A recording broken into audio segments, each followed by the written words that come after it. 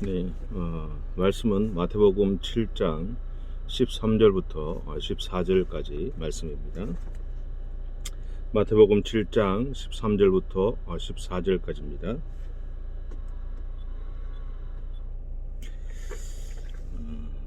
제가 공부하겠습니다. 좁은 문으로 들어가라. 멸망으로 인도하는 문은 크고 그 길이 넓어 그리로 들어가는 자가 많고 생명으로 인도하는 문은 좁고 길이 협착하여 찾는 자가 적음이라. 아멘.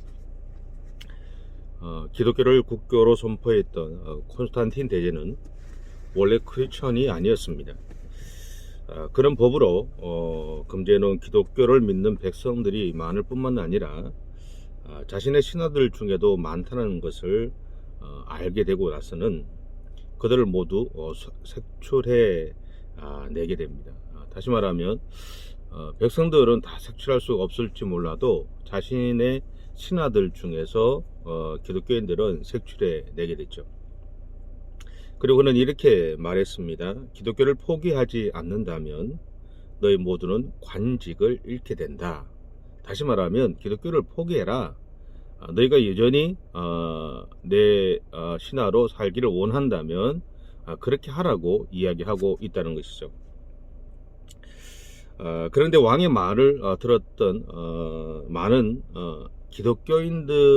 기독교인이었던 신하들 중에서 많은 숫자들은 관직을 포기하게 됩니다. 그리고 그 중에서 일부는 관직을 선택하고 기독교를 포기하게 되죠. 콘스탄틴 대제는 이 일이 있은 다음에 그 두 부류의 사람들의 표정을 관찰했다고 합니다. 그런데 신앙을 선택한 신하들의 표정에는 즐거움이 가득했고, 반면에 관직을 선택한 신하들의 표정에는 근심과 걱정이 드리워져 있더라는 것이죠. 콘스탄틴 대제는 이들의 표정을 보고는 기독교를 선택하는 것이 옳은 선택이라고 느꼈다고 합니다. 그래서 기독교를 선택한 신하들을 복직시키고 관직을 선택한 신하들을 몰아내게 됩니다. 그리고 나서 그는 기독교를 국교로 선포했다고 합니다. 열왕기하 18장을 보면 바알과 아세라 선지자 850명과 엘리야 선지자가 갈멜산 꼭대기에서 싸우는 장면이 나오죠. 그 이유는 누가 진정한 하나님인지를 구별하자라는 것입니다. 이 자리에서 엘리야 선지자는 이스라엘 백성들에게 이렇게 말합니다. 너희가 언제까지 하나님과 바알 사이에서 너희의 필요에 따라 어떤 때는 하나님을, 어떤 때는 바알과 아세라를 선택할 것인가? 이제는 바알이 하나님이면 바알을 선택하고 여호와가 하나님이라는 것을 깨닫게 됐다면 여호와를 선택하라라고 이야기했습니다. 사실 이 싸움은 누가 우리의 참된 신인지를 가리는 것이 아니었습니다. 왜냐하면 하나님은 우리의 진정한 하나님이시기 때문이죠. 이것은 예전이나 지금이나 변함없이 동일했습니다. 그럼에도 불구하고 이스라엘 백성들이나 오늘 우리에게 참으로 의지해야 할 분이 누구인지를 가르쳐 주고자 하고 있다는 거죠. 예전이나 지금이나 여전히 하나님은 우리 아버지시고 하나님이신데, 그럼에도 불구하고 오늘 우리가 참으로 의지해야 될 분이 누구인지를 가르쳐 주고자 한다는 의미 속에는 뭐가 있느냐 하면, 예전에도 지금도 우리의 하나님은 우리 아버지시고 우리 하나님이시지만 우리가 그것을 분명히 알고 있지만 실제로 우리의 삶에서 그것을 잊어버리고 살아갈 때가 많기 때문이다라는 겁니다.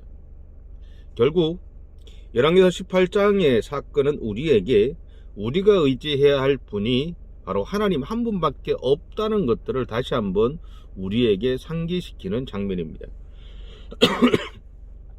여러분, 남들이 다 하는 일을 하지 않는다는 것은 상당한 용기가 필요한 일입니다. 혹시 늦은 밤에 한적한 도로에서 차를 모시거나 아니면 새벽에 차를 몰고 도로를 달려보신 경험이 있으십니까?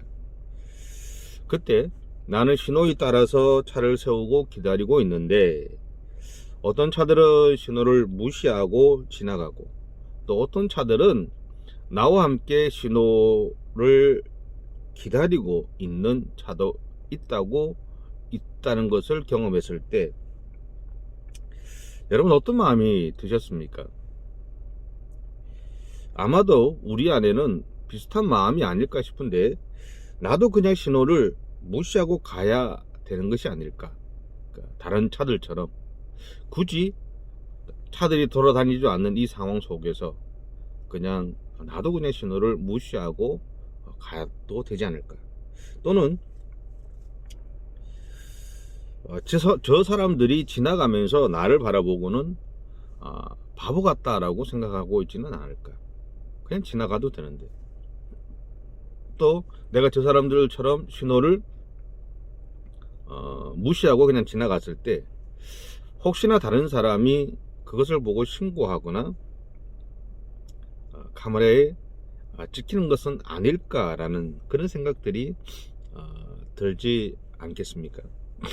오래전에 이경규라는 코미디언이 양심냉장고라는 프로그램을 하면서 신호를 지키고 차선을 지키는 차들을 찾았던 적이 있죠. 정지선이죠.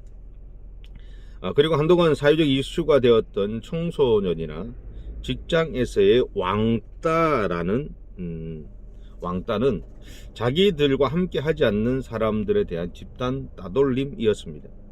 그래서 이제 우리 마음에는 어느 순간부터 내가 이 사회의 흐름에 어느 정도 따라가야 한다라는 것들이 우리 안에서 이제 각인되기 시작했다라는 거죠.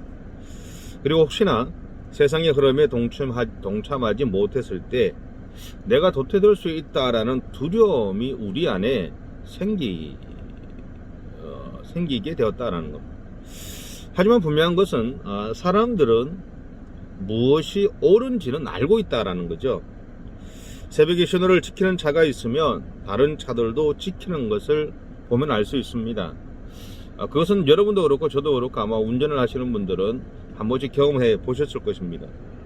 그리고 내가 그렇게 할 용기는 부족하지만 누군가가 하고 있다면 동참하고자 하는 마음이 우리 안에는 있습니다. 그래서 여러분, 예수 믿는 사람들이 참으로 중요합니다. 오늘 예수님은 우리에게 넓은 길, 곧 모든 사람들이 가고 싶어하는 그 길을 추천하지는 않습니다. 오히려 다른 사람이 가기를 꺼려하는 좁은 길을 추천하죠. 그렇다면 예수님은 왜 우리에게 좁은 길을 요청하실까요? 우리가 사는 사회에서 우리가 도태되기를 바라시기 때문에 그럴까요? 아니면 과거의 수도원처럼 우리가 세상과 구별되어서 우리들만의 삶을 살아가기를 원하시기 때문에 그렇겠습니까?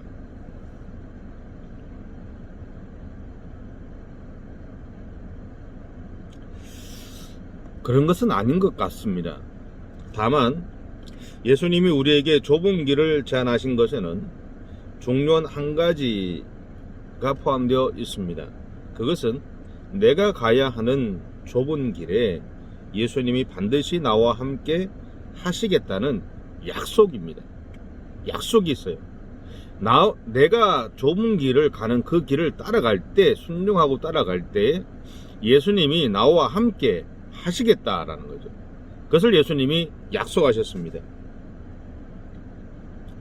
예전에 많이 했던 예화 중에 이런 것이 있죠. 한 사람이 예수님과 함께 백사장을 걸어갔는데 나중에 보니 백사장에 한 사람의 발자국만 있더라는 겁니다. 그 이유에 대해서 궁금했던 사람은 예수님에게 묻게 되죠. 그때 예수님은 이렇게 이야기합니다. 예수님이 내가 너를 업고 걸어갔다. 다시 말하면 예수님과 우리가 함께 걸어가지만 우리가 힘들고 어려울 때, 또 우리가 미처 알지 못할 때 예수님이 우리를 업고 걸어가셔서 우리의 삶에 힘들고 어려운 시간들을 나 혼자 두지 않으시고 내 삶 가운데 하나님의 일하심의 역사가 계속해서 일어나고 있다는 것들을 우리에게 알게 하신다라는 것이죠. 여러분, 예수님이 나와 함께 하시면 우리의 길에는 승리가 보장되어 있습니다. 하나님이 여리고성을 향해서 나아가는 이스라엘 백성들 앞에 하나님의 군대 대장을 보내시죠.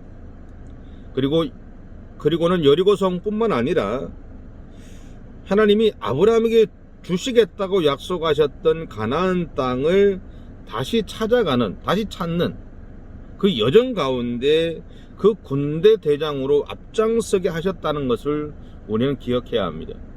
이스라엘 백성들이 하나님의 명령에 순종하면 분명히 하나님이 보내신 하나님의 군대 대장이 그들이 치러야 되는 모든 전쟁과 여정 가운데 앞장서서 그들의 앞에 있는 모든 걸림돌들을 먼저 미리 치워 오셨다라는 거죠. 그리고 그들에게 승리하게 하셨다라는 겁니다. 여러분, 이스라엘이 가나안 땅을 차지할 수 있었던 이유는 한 가지입니다. 그것은 하나님이 그들과 함께 하셨기 때문이죠. 여러분, 오늘 여러분의 인생 가운데서 우리가 그 인생의 가운데서 승리할 수 있는 길은 한 가지입니다. 하나님이 나와 함께 하시기 때문에. 여러분의 인생 가운데 때로는 슬픈 일도 있고 고통받는 일도 있고 아픔도 있고 어려움도 있고 즐거움도 있지만 그 모든 것들을 능히 감당할 수 있게 하시고 그 가운데서 이기게 하시는 것은 하나님이 나와 함께 하시기 때문입니다. 이제 본문에서 말하는 좁은 길에 대해서 좀 더 생각해 보고자 합니다. 마태복음 7장 1절부터 6절에서는 다른 사람의 눈에 있는 티와 내 눈에 있는 들보에 대한 이야기가 나옵니다.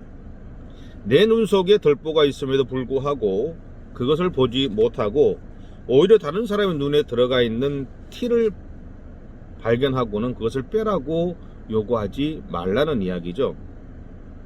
여러분, 우리 눈에는 다른 사람이 하는 실수나 행동이 너무나 잘 보입니다.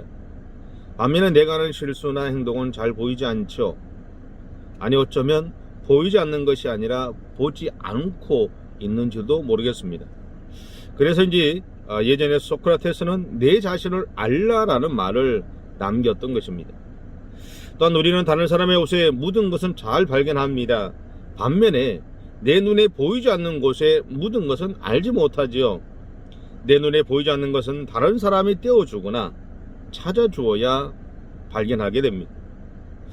여러분, 우리가 가야 할 좁은 길은 내 눈에 보이지 않는 묻은 것을 찾아가는 여정이라고 할 수 있습니다.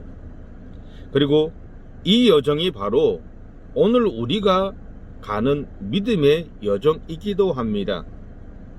다시 말하면 우리는 우리의 눈에 뻔히 보이는 것에 대해서 하나님과 함께 삶의 여정을 달려가는 것뿐만 아니라 사실은 그것보다는 우리의 눈에 보이지 않는 것들을 계속해서 찾아가면서 하나님을 닮아가고 하나님의 성품을 배워가는 삶을 살아가는 것이 오늘 그리스도인들의 삶의 모습이기 때문에 그렇습니다. 여러분, 밭에 감추인 보화의 비유처럼 밭에 감추어진 보물을 발견하는 사람이 그것의 가치를 안다면 자신의 모든 소유를 팔아서 그 밭을 살 것입니다. 반면에 그 보물의 가치를 모르는 사람은 그냥 덮어두고 계속해서 농사를 지을 것입니다. 여기서 밭에 감추어진 보물의 가치를 모르는 사람은 계속 농사를 짓고 사는 것, 그것이 바로 우리가 쉽게 찾아가는 넓은 길입니다. 반면에 보물의 가치를 아는 사람은 자신의 전 재산을 팔아서 그 밭을 살 것입니다. 그는 이러한 선택을 한 자신을 향해서 사람들이 어리석은 결정을 했다고 비난하는 것을 기꺼이 감수할 것입니다. 그런데 이것이 바로 좁은 길입니다.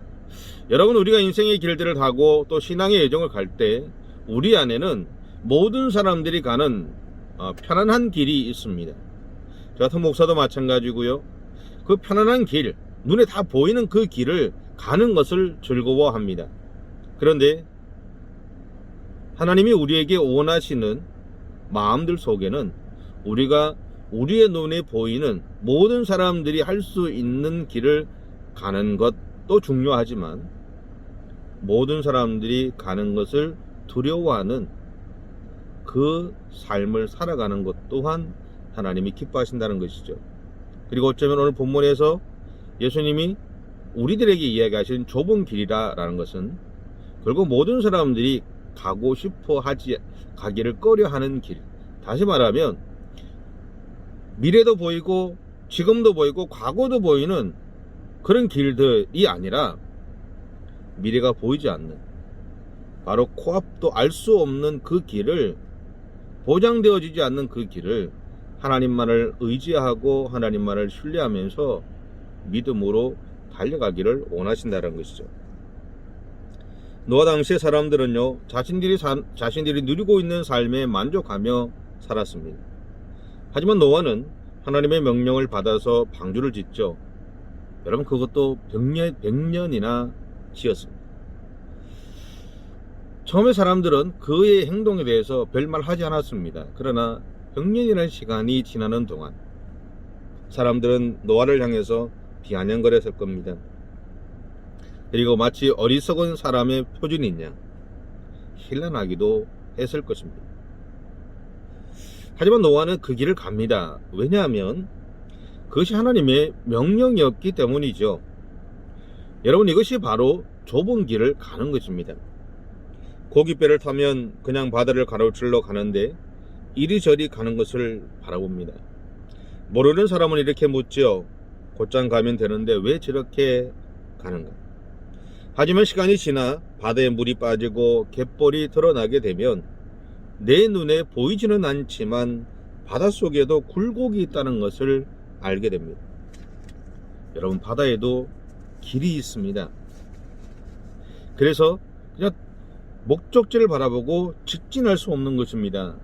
바다에 있는 그 길을 따라서 이리저리 가야 되는 것이죠. 하나님은 오늘 우리에게 좁은 길을 가라고 하시는 것은 그 길이 생명의 길이기 때문입니다. 이것이 분명한 사실이죠. 그러기에 조금은 힘이 들겠지만 하나님의 말씀대로 살아가셨으면 좋겠습니다. 어쩌면 우리가 가는 여정이 조금은 늦어지기도 할 것입니다. 또한 답답하다고 느껴지기도 할 것입니다. 세상 사람들이 나를 향해서 어리석다고 말할 수도 있습니다. 하지만 우리는 알고 있지 않습니까? 그것이 생명의 길이라는 것을.